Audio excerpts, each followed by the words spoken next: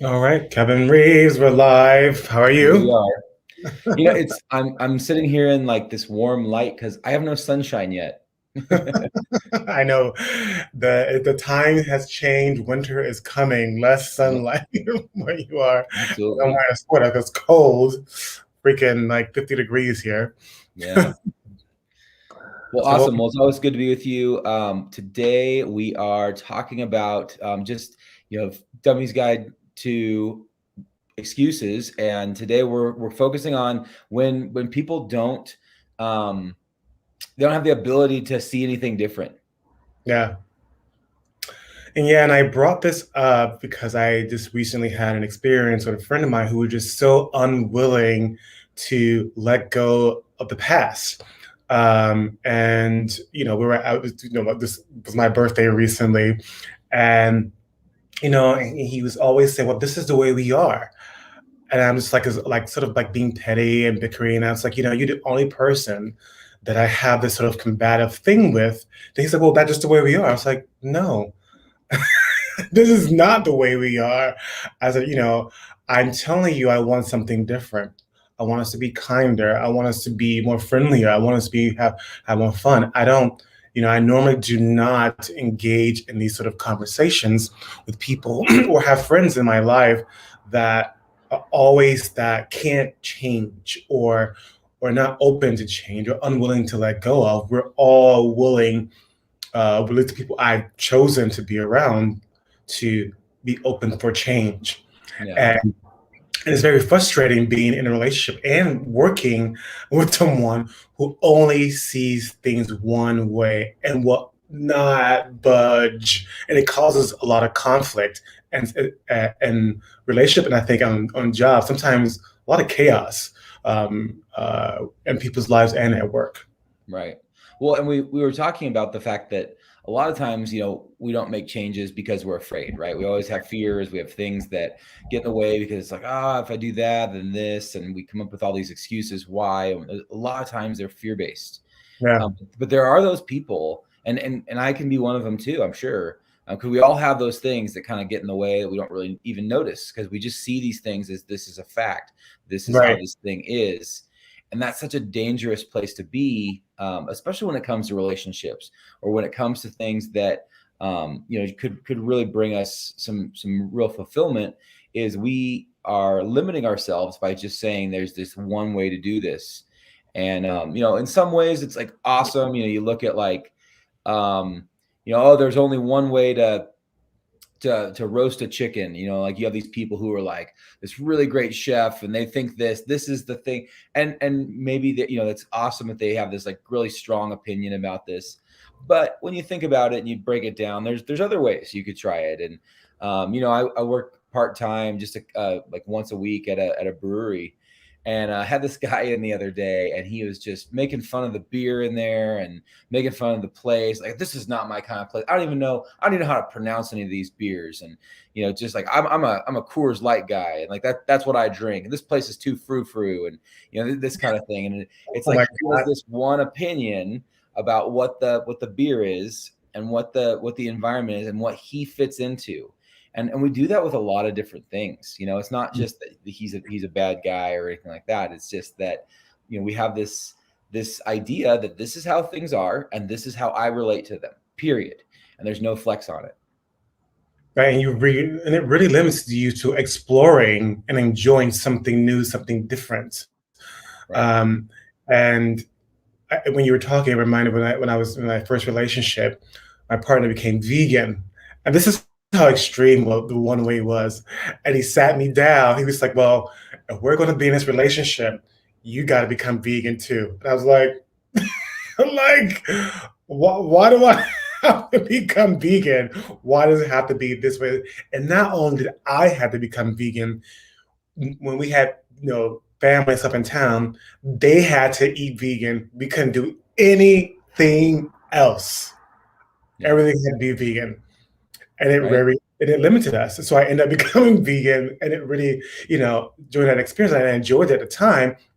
And then when we broke up, I was wondering why I was still subscribing to something that I no longer was a part of. Even though I enjoyed that thing, but I was just like, well, I had to really look at myself and say, well, why am I allowing someone to influence something that just to be with them? And like, why do I have to subscribe? What was a fear for me? And it was fear of losing this person, like fear, like, oh, I didn't know what to do without this person. So if I want to be in this relationship, I had no choice. Even though now I know I had a choice, but in those moments, you feel like you don't have a choice because in order to keep and maintain this relationship. And so, I've learned my lesson now to like really look out for when people say who think black and white. It's like black and white thinking. This is the only way, and that is it. But it really sabotage our relationship because everything had to be his way, or otherwise our relationship was on the rocks. Right. Right. And like I love what you said too about just the idea that you really miss out on some possibilities because, 10 minutes later that guy walks back in and gets another beer of the same kind. He goes, oh, this isn't bad. It's not bad. It's not Coors Light, but it's not bad. And this whole thing, and he comes in and does that, and he ended up having 4 beers, and he just over and over kept coming in, and this place is growing on me, and but kudos to him for being able to see something different and to give something a try, and I made the comment, well, maybe this will give you, some more motivation to try some other new things. He's like, I'm not stupid, which was a really interesting response because here he is enjoying something that he's never had before, doing something different than he's ever done before. And Right. so, I was describing this to you earlier. I had a college professor that, she would come in and say, every week she wanted to try one thing that she had never done before. And so each week she'd report back to the class on what she had tried. And it was super cool, just different activities, scuba diving, or, she's going to make Cajun food for the first time, or, just going on a hike in a mountain area that she'd never been in. And it was really cool. And it was admirable. But so many of us get stuck doing this one thing or thinking this one way. And so what would it be like if you were to think, I'm going to try something different, or I'm going to try something that I know I don't like, because maybe you do, and you just have this idea about it. It's kind of a fun experiment. Right. And I really love what you're saying too. And sometimes, when I think about those, being stuck in this one thing, it's like that fear of the unknown. Mm-hmm. And it can be scary. And I remember last year, my business coach, my first business coach, going in and I'm doing all these things I don't know. And I can't remember exactly what she told me to do. And I kind of freaked. I was having a panic attack. And I was like, but I need more information. I can't take this leap or try something different. Sometimes this is the type of person who maybe you too, like, I can't step outside of the one thing that I know because I don't have enough information. I don't have enough experience. Like, what if everything goes wrong? And then she goes, well, what if it does?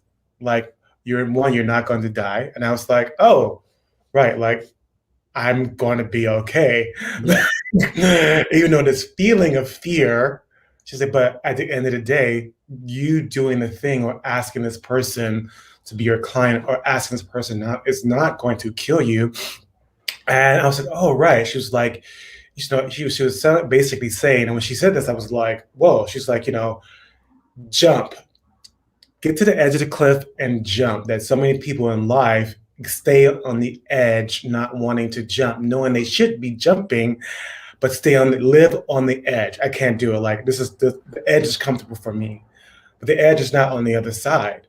Right. I mean, she said, jump and you grow your wings on the way down. I was like, and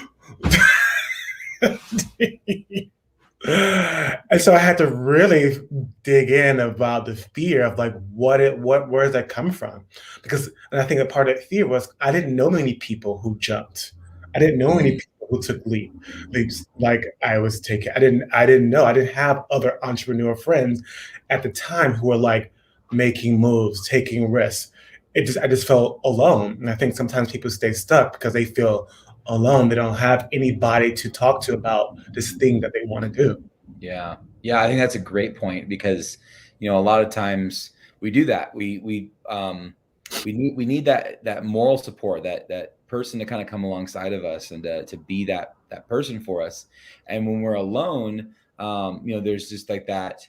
It alone is scary for a lot of people, especially in something new and in something that they're not sure what to do and how to do it. And we get all those negative thoughts of, oh, I'm not good enough for this, or I don't have Mhm. the experience, or what if I make a mistake? I'll lose so much money or so much time, or I could hurt somebody or whatever. And so maybe, I mean, that can actually be something that might be that thing that you need. So maybe think along the lines too of, who can I invite on this journey with me? And Mhm. that's actually kind of fun too, to think through your friends or your contacts that have experience maybe in this area. I mean, so many of us have so many resources at our fingertips, and people in different industries, and people who have different experiences and different expertise, areas of expertise. And thinking, how could I invite them, or what if I could create a team of people that could help me with this, or be a support role in this. And maybe it's something as silly as trying a new beer at a new Right. restaurant. But if it takes some people, thinking about that, because what are the benefits that you receive from trying something new? There's so many different things that you can be exposed to. I think of even just like in the job realm, trying a job that you've never done before. When you're younger, you have more time, and so I'm in my career, I'm in my 40s, I'm in my 50s, I can't make a switch now. Right. Well, maybe you just try it as a hobby. Maybe you try it part-time. Maybe you try it with a friend on they do this job, or whatever. But you get to try different things, and right now it's like, we're experiencing that big time with my kids, of having them try things, excuse me, that they wouldn't normally do. So just had my son go to, they're doing like a vocal musical ensemble at school, and he's like, I'm not going to that. And I had him go, and he came back like beaming. He just loved it. He's so excited. In fact, he got up early yesterday so he could go to school early, so he could also work on his music ensemble, because they can do it. Wow. That's Well, so awesome. yeah. So it's cool seeing, like, when we push ourselves into things saying, hey, I've never done this. I think I'm going to hate this. But really trying to switch it and go with that open mind. I'm curious. You talked about earlier before we get on live about how at the beginning your kids didn't like spicy, but now they like spicy, because that's something a big thing for a lot of people. And I was one of those people, had to like learn different spices to like build up my tolerance, and now I really love it. So I'm curious, like, how did you get your kids, or how did you start them off to try something new and gradually to get into spicy? Yeah, we all three of our kids were born not really liking spicy, and um but they all pretty much love it now. My daughter's probably like, she's the youngest, and she's probably the furthest down the path of fully embracing spicy flavor. But yeah, it's just been making it really normal, making it something that we all love. And it is something I love. I love spicy food, and so I love to try different things, and we pick out different hot sauces, and we try different things, but making it more of like a fun, like, oh, I want to try that one, like just kind of a fun vibe around it. Not like, you need to eat this, like vegetables, right? You push that at someone, and they're like, I'm not liking vegetables. But when I remember when they're babies, just holding different spices up to their noses, just to expose them to that, and give them different flavors. And Hmm.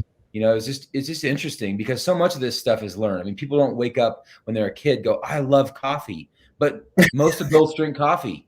It's an acquired taste, and you have to get there because there's some other reason that you want to. Oh, I want to stay awake, so I need the caffeine, or I want to fit in, or I want to drink this socially, or I'm going to try mine with milk and sugar, and then I like that. Then you maybe get away from the milk and sugar.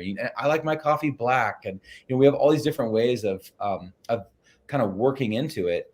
And so it's really interesting, because as I'm saying this, I'm thinking there's so many things that could be like that, right? There's so many things that can be us just trying something new, and with a motive behind it of, maybe it's just, I want to try something new, but Right. um, just doing something that's gonna make you a better person, or move you to that thing that you want.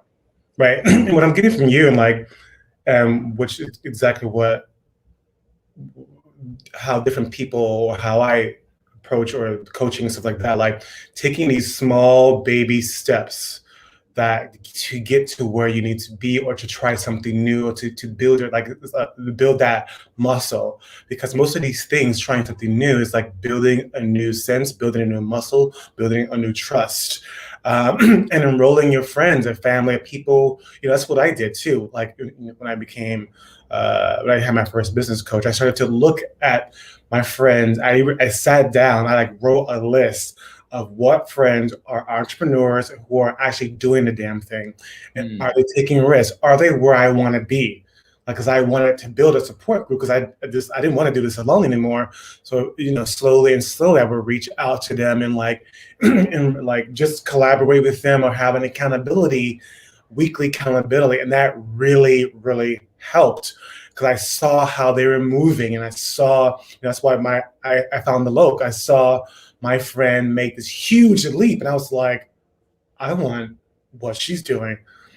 So it was really like surrounding myself with people who were doing the things that I wanted to do, and yeah. that helped me slowly build that muscle because they were supporting me, they were encouraging me, and they were like my team, like what you said. Yeah.